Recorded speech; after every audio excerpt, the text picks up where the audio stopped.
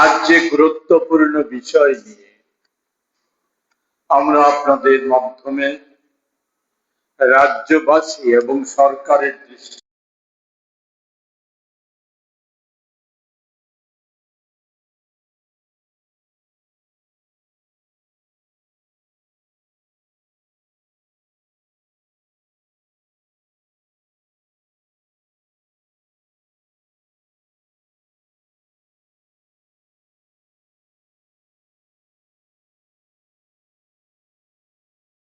এদের হাতে গণতান্ত্রিক মানুষ যেমন আক্রান্ত আমাদের সংবিধানের বর্ণিত চতুর্থ স্তম্ভ সংবাদ মাধ্যম এরই আরেকটা নগ্ন নিদর্শন। আগরতলার অদূরে জনিকা নিবেদিতা চক্রবর্তী নামক সংবাদ মাধ্যমের একজন বিশিষ্ট জন, ওনার বাড়িতে ওনার উপর বর্বরচিত আক্রমণ। আমরা প্রদেশ কংগ্রেস তার নিন্দা প্রতিবাদ জানাই এবং দোষীদের বিরুদ্ধে ব্যবস্থা নেওয়ার দাবি জানাচ্ছি। আপনারা সকলেই অবগত আছেন, গতকাল আমাদের দেশের তথাকথিত বিশ্বগুরু, যিনি নিজেরাই দাবি করেছিলেন যে দেশটা পৃথিবীর তৃতীয় শক্তিশালী অর্থনীতির দেশে পরিণত হয়ে গেছে, আরো নানা বিষয় নানা কথা, এগুলি বলে আমি দীর্ঘায়িত করতে চাই না। আমাদের প্রেস নোটটাতে বেশ কিছু বিষয় উল্লেখ করা আছে। শুধু যেটা বলবো যে আজ থেকে এক পক্ষ কাল আগে IMF, আন্তর্জাতিক অর্থ ভান্ডার, তাদের যে বাৎসরিক সমীক্ষা পৃথিবীর অর্থনৈতিক সমৃদ্ধি নিয়ে দেশগুলির, এতে ভারতের স্থান হয়েছে দাঁড়িয়েছে ষষ্ঠতম, এগিয়ে থাকা দেশগুলির মধ্যে ষষ্ঠতম। এবং তারা সুনির্দিষ্ট ভাবে বলেছে 30 সালের মধ্যে যদি ভারতের বর্তমান গতি প্রকৃতির পরিবর্তন করা না হয় তাহলে আরো শোচনীয় জায়গায় চলে যাবে। তাদের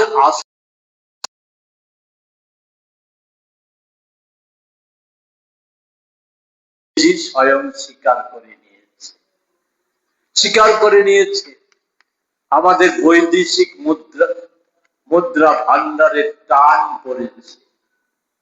আপনাদের নিশ্চয় মনে আছে, বেশি বলবো না, চন্দ্রশেখরের প্রধানমন্ত্রীর সময়কালের কথা। আজকে মোদিজি কার্যত ওই জায়গায় তাদের পুরনো দাবি, ধাক্কা নিনাদ প্রচার, RBI IT সেলের কথা বলেতে লাভ নেই। কিন্তু দুর্ভাগ্যের যেটা, যে কি কারণে এই অবস্থার সৃষ্টি হলো, দায়ী কোন কোন বিষয়, এগুলি সম্পর্কে উল্লেখ না করে উনি মিত্যব্যয়িতার কথা বলেছেন। এবং কোন কোন ক্ষেত্রে মিত্যব্যয়িতা হচ্ছে পেট্রোল, ডিজেল, গ্যাস, ভোজ্য তেল ব্যবহারের ক্ষেত্রে যে নিত্যব্যয়ী।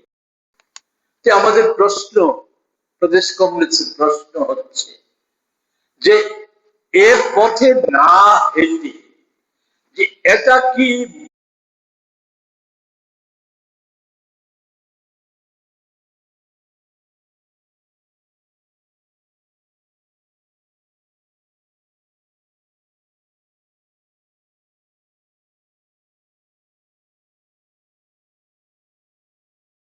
করেছিল, এ যুদ্ধ এখনো জারি আছে। দেশের বিরোধী দলগুলি মোদিজিকে নানা প্রস্তাব দিয়েছিল, আমাদের দেশের পরম্পরা ঐতিহ্য স্মরণ করিয়ে দিয়েছিল, এসব আমি উল্লেখ করতে চাই না। আমি শুধু যেটা বলতে চাই যে এমনতর পরিস্থিতিতে মোদিজি কি কি করেছে বলে জানেন, গ্যাসের মূল্য বৃদ্ধি হেন তেন ইত্যাদিগুলি সবগুলি জানা আছে। এখন আশঙ্কার কথা যেটা বলেছেন সেটা হচ্ছে গ্যাস পেট্রোপণ্যের আরো মূল্য বৃদ্ধি হতে পারে। তো সেই জায়গাতে আমরা কতগুলি প্রশ্ন রেখেছি, এখানে একটা দুটো করে প্রশ্ন আছে, সব প্রশ্নে যেতে চাই না, শুধু যেটা বলবো যে এই সময়ে যুদ্ধের আগে বিশ্বের বাজারে আমাদের পেট্রোপণ্য এবং গ্যাসে 14 বার আন্তর্জাতিক মূল্য পুনর্মূল্যায়ন হয়েছে। এতে 12 বার আন্তর্জাতিক ক্ষেত্রে মূল্য কমেছে। তো মোদিজির কাছে প্রশ্ন আপনাদের মাধ্যমে, এই 12 বারের মধ্যে একবারও মোদির শাসনকালে 12 বার ছোট্ট মোদির শাসনকালে 12 বছরের মধ্যে একবারও পেট্রোপণ্যের 1 পয়সা বা গ্যাসের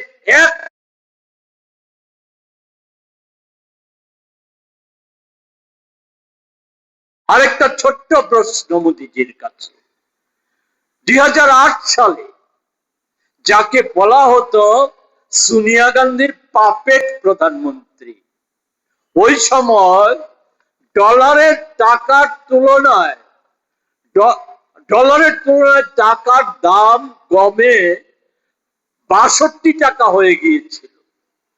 মোদি গুজরাটের মুখ্যমন্ত্রী, সেই জায়গা থেকে বিজেপি কি বলেছে এগুলি বলতে চাই না, মোদি বলেছিল দেশকে দেউলিয়া করে দিয়েছে। সেই সময় আন্তর্জাতিক বাজারে খবর মিলিয়ে নেবেন, পেট্রোপণ্যের দাম ছিল আপনার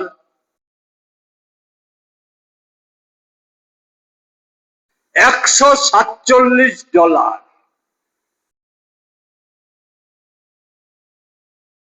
ডিজেল খুচরা দামে আগরতলা শহরেও বিক্রি হতো 50 টাকা লিটারে পেট্রোল, এবং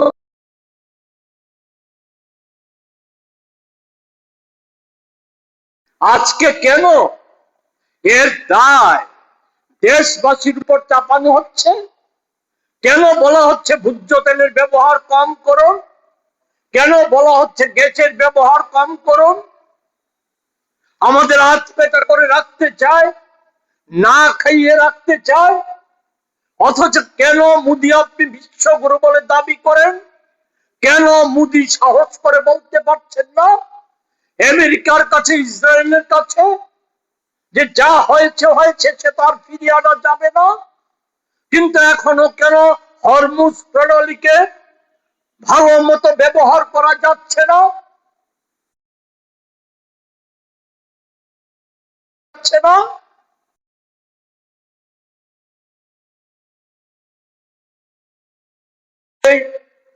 বলা হচ্ছে আজকে নতুন ভাষ্য মোদির কংগ্রেস সম্পর্কে, কংগ্রেস মুসলিম লীগ এতদিন পাকিস্তানের চর, শহরে নকশাল ইত্যাদি বলার পর এখন বলা হচ্ছে কংগ্রেস মুসলিম লীগ।